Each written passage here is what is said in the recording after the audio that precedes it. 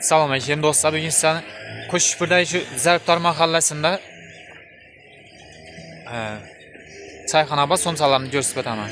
Baliqlar ham ko'rib beradilar.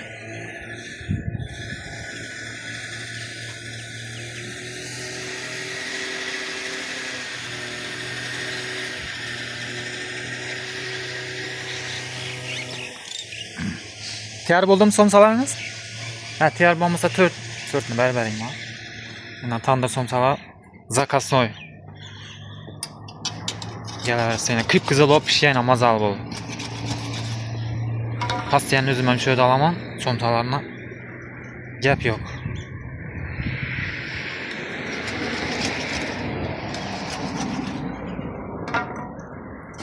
Somsalarni yana ko'rarsiz. Somsa, baliq, hamburgerlar ham bor bu yerda. Çayxonaga kelarsiz. Ha, somsalarni ko'rsatib beraman, yani somsalari.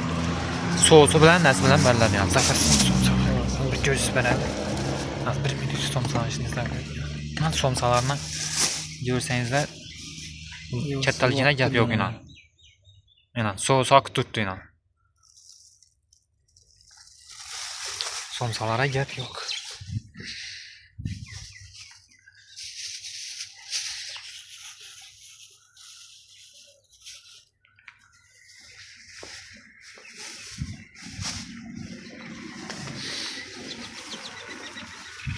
Ila çayxonamiz.